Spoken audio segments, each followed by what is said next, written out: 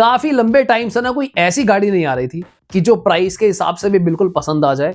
1.5 litre का engine मिल जाए, mileage बहुत बढ़िया मिल जाए, स्पेस बहुत अच्छा हो जाए, कॉम्पैक्ट एसयूवी मिल जाए, 10-11 लाख रुपए के अंदर आपको अडैस के ऑप्शंस देखने को मिल जाए। अब आप सोच रहे होगे कि इतनी सारी बातें, इंजन सही नहीं होगा। इंजन भाई ऐसा इंजन कि कम से कम भी 15 से 20 साल की ट्राइड एंड टेस्टिंग टेक्नोलॉजी है। हमारे देश में एक कंपनी बहुत टाइम से गाड़ियां बेच रही है, बिल्कुल धमाकेदार, शानदार, बेहतरीन गाड़ियां इन लोगों ने बना बनाकर हमारे देश में ऑलरेडी बेची हुई हैं। और उसी कंपनी की एक इतनी जबरदस्त गाड़ी आने वाली है जिसको सुनकर आपके भाई साहब होश उड़ जाएंगे। और अच्छी बात यह है कि ये 1.2 लीटर इंजन में भी आएगी, क्योंकि इस कंपनी के पास 1500 सीसी और 1200 सीसी दोनों इंजन ऑप्शन अवेलेबल है। अब आप सोच रहे हो कि हुंडई, ना, मारुति, ना, मैं बात कर रहा हूँ एक ऐसे ब्रांड की जो ब्रांड बहुत ही शानदार है, इनकी सर्विस बहुत अच्छी है, इनका नेटवर्क बहुत अच्छा है और इनकी कार्स की रीसेल वैल्यू भी बहुत अच्छी है।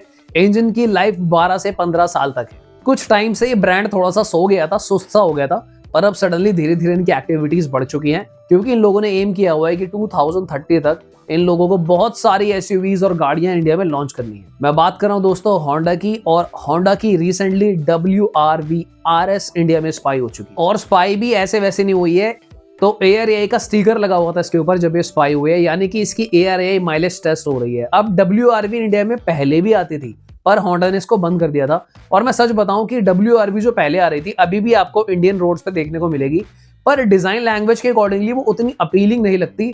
तो ना ही वो हैचबैक जैसी थी, ना ही कॉम्पैक्ट एसयूवी थी। पर अब जो WRV इंडिया में स्पाई हुई है, जिसका RS ट्रिम इंडिया में स्पाई हुआ है खासकर, तो भाई साहब यहाँ पर इसके लॉन्च होने की पूरी पॉसिबिलिटी है। क्या प्राइसिंग रहने वाली है, क्या फीचर्स होने वाले हैं, क्यों ये गाड़ी बहुत सारी फेमस कॉम्पैक्ट एसयूवीज को बेहाल कर सकती है, सारी बातें करेंगे। और ये गाड़ी 2026 के मिड के आसपास लॉन्च हो सकती है, तो इसलिए इस वीडियो को पूरा देख लेना। चलिए फटाफट से स्टार्ट। आपने अगर मेरी पुरानी वीडियोस देखी होगी, मैंने कई बार बोला है कि होंडा के पास 1.2 लीटर इंजन है, इनके पास 1.5 लीटर इंजन भी है, नेचुरल एस्पिरेटेड इंजन है दोनों के दोनों। तो ये लोग अपनी कोई कॉम्पैक्ट एसयूवी क्यों नहीं ला रहे, क्यों कोई हैचबैक नहीं ला रहे? ऐसा लग रहा है कि होंडा ने सुन लिया। पर दोस्तों एक रीजन ये भी है कि होंडा का जो पोर्टफोलियो है ना कार्स का, बहुत कम है। इनके पास देखो सिटी है, अमेज है और एलिवेट है। जितना रिस्पेक्टेड ब्रांड होंडा है ना अपने आप में, उसके हिसाब से इनके पास और गाड़ियां होनी चाहिए। WRV बंद तो हुई इंडिया में, पर उससे होंडा ने काफी कुछ सीखा और वो सारी चीजें, सारी इंप्रूवमेंट के साथ अब WRV दोबारा इंडिया में आने वाली है। सबसे पहले ये स्पाई शॉट देखो आप, और इस कार की रोड प्रेजेंस देखो। इस बार इसको कॉम्पैक्ट एसयूवी वाला स्टैंस दे दिया है, तो यानी कि साइज में होने वाली है Brezza, Nexon, venue, XUV 3XO के जितनी। और क्या क्या चीजें खास है, चलो सब एक एक करके देखते हैं। सबसे पहले इसकी डायमेंशंस की बात करते हैं। इसकी काफी डिटेल्स है, तो मैं अपने दूसरे फोन में से देख के बताऊंगा आपको। इसकी जो लेंथ है ना, वो है 4060 mm। पर अगर ये लोग 4060 mm की लेंथ की कार बेचेंगे तो टैक्स ज्यादा हो जाएगा। तो जो न्यूज आई है, होंडा इसके बम्पर को जो है थोड़ा सा ट्वीक करेंगे और इसको 4000 mm के अंडर ले आएंगे, ताकि इसके जो प्राइसेस है लॉजिकल हो पाए। क्योंकि मैंने आपको बताया इसके अंदर 2 इंजन ऑप्शन आ सकते हैं। 1.2 लीटर नेचुरल एस्पिरेटेड जो अमेज में आता है, अगर वो वाला आएगा तो 18% GST लगेगा ऑब्वियसली। और अगर हम बात करें 1500 सीसी जो आपको एलिवेट में देखने को भी मिलता है, होंडा सिटी में भी देखने को मिलता है, वो अगर आता है तो टैक्स ब्रैकेट ज्यादा होगा, ब्रेजा वाले ब्रैकेट में जाएगी। अगर हम इस कार की विड्थ की बात करें तो 1780 mm है, और अगर हम हाइट की बात करें 1608 mm है। इस गाड़ी का जो व्हील बेस है वो है 2485 mm, यानी कि 2485 mm। तो इंडिया में जो कॉम्पैक्ट एसयूवीज आती हैं, ब्रेजा वगैरह, नेक्सॉन, इनमें 2500 mm का व्हील बेस होता है। तो मुझे लगता है ये 15 mm का व्हील बेस जो है मैनेज कर लेगी होंडा, क्योंकि ये गलती नहीं करेंगे वो कि 15 mm का व्हील बेस कम दे। हालांकि 15 mm कुछ भी नहीं होता है, बट फिर भी ऑन पेपर सुनने में लगता है कि भाई 15 mm कम है, तो कहीं ना कहीं वो माइंडसेट पे इंपैक्ट करता है कस्टमर। अगर हम बात करें इस कार की सेफ्टी और प्लेटफॉर्म से रिलेटेड, तो देयर इज अ पॉसिबिलिटी कि होंडा अमेज के प्लेटफॉर्म पर आएगी। रिसेंटली होंडा अमेज 5 स्टार लेकर आई है, आप लोगों ने नोटिस करा ही होगा। तो यानी कि काफी हद तक ये कार सेफ होगी, एंड पॉसिबिलिटी है कि 5 स्टार भी आपको देखने को मिल जाए। अब ये जो WRV इंडिया में स्पाई हुई है ना, जिसका आपने स्पाई शॉट देखा है बेबी, इसमें 17 इंचेस के अलॉय आए हैं। पर इसकी जो मैन्युफैक्चरिंग है, ये इंडिया वाला प्रोडक्ट नहीं है, इंडिया के लिए सेपरेट मैन्युफैक्चरिंग होगी। पर क्या इंडिया के लिए भी ये 17 इंचेस के अलॉय देंगे या नहीं देंगे, ये अभी भी क्वेश्चन मार्क है। बट टू बी ऑनेस्ट मुझे लगता है अगर ये 16 इंचेस के अलॉय भी दे देते हैं, प्राइसिंग लॉजिकल रखते हैं, तो आई डोंट थिंक इस सेगमेंट में 17 इंचेस के अलॉय किसी को नीड है। अगर हम बात करें इसके इंटीरियर्स की, तो 2 ऑप्शन शायद हो सकता है, दोनों में से कोई एक होंडा चूज करेगा। पहला ऑप्शन तो ये है कि जो होंडा अमेज का इंटीरियर थीम है उससे रिलेटेड ही वो लोग दे दे। दूसरा जो एक्चुअल में इस WRV में ब्लैक कलर का थीम आता है, मैं यहाँ पे इमेज लगाऊंगा, आप देख सकते हो, या फिर इस तरीके के इंटीरियर्स आ सकते हैं।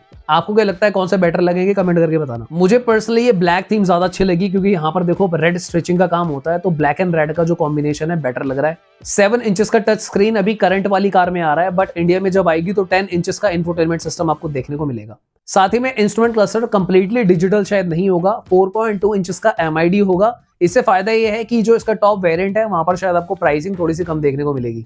एज स्टैंडर्ड 6 एयरबैग्स आपको देखने को मिलेंगे, सारे एडवांस सेफ्टी फीचर्स आपको देखने को मिलेंगे, और साथ ही में लोअर वेरिएंट्स में यानी कि जो मिड वेरिएंट्स होंगे इसके, वहां पर आपको होंडा का जो कैमरा बेस्ड रडार है वो भी देखने को मिलेगा, जिसकी वजह से ये पहली गाड़ी शायद इंडिया में बन जाएगी जो आपको 10 से 12 लाख रुपए के बीच का कोई वेरिएंट मिल जाएगा, जहां पर आपको कैमरा बेस्ड ADAS देखने को मिल जाएगा। इसको by the way Honda sensing ADAS भी बोलते हैं, तो ये एक बेटर डील है उनके लिए जो न्यू ड्राइवर्स हैं। नेक्स्ट बात कर लेते हैं इंजन ऑप्शंस की, जहां पर 1.5 लीटर का होंडा का iVTEC आपको देखने को मिल सकता है, जो आपको 121 PS and 145 Newton torque generate करके देता है। ये इंजन आता है 6MT और साथ ही में CVT ट्रांसमिशन के साथ, तो काफी जबरदस्त कॉम्बिनेशन ये रहता है। और साथ ही में होंडा का 1.2 लीटर का iVTEC भी आता है, जो आपको अमेज में देखने को मिलता है। So there is a possibility कि होंडा ये दोनों इंजन ऑप्शंस भी दे सकते हैं, या फिर इन दोनों में से कोई एक इंजन ऑप्शन दे सकते हैं। अब वो इंजन ऑप्शन 1.5 कटेगा या फिर 1.2 कटेगा, इसके बारे में कहना मुश्किल है।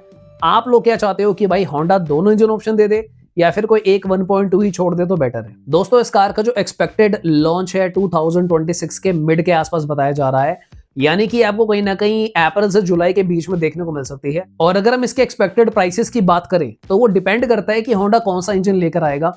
अगर ये लोग 1.5 लीटर इंजन भी लेकर आते हैं तो आपको ये ब्रेजा के आसपास की प्राइसिंग भी देखने को मिलेगी, और कहीं ना कहीं इसमें अगर 1.2 लीटर इंजन भी आता है तो आपको नेक्सॉन की प्राइसिंग देखने को मिल सकती है। अब ये जो गाड़ी है दोस्तों, क्योंकि कॉम्पैक्ट SUV सेगमेंट में आ रही है, तो डायरेक्ट राइवल बनेगी किसकी, टाटा नेक्सॉन की, मारुति ब्रेजा की, न्यू वेन्यू की, XUV3XO की।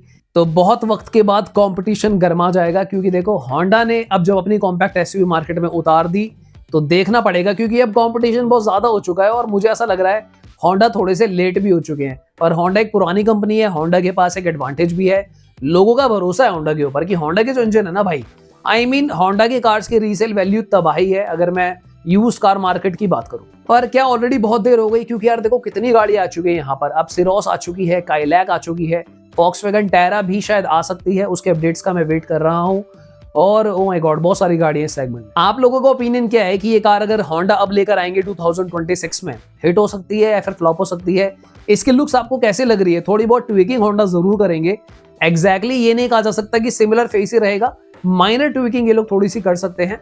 तो लेट्स सी कि आने वाले दिनों में क्या होता है। बाकी अभी इसकी कंप्लीट फीचर लिस्ट आई नहीं है कि इसमें क्या क्या फीचर्स एक्सपेक्टेड है, क्या पैनोरामिक सनरूफ आएगी नहीं आएगी, वेंटिलेटेड सीट्स का क्या होगा, ब्ला ब्ला ब्ला।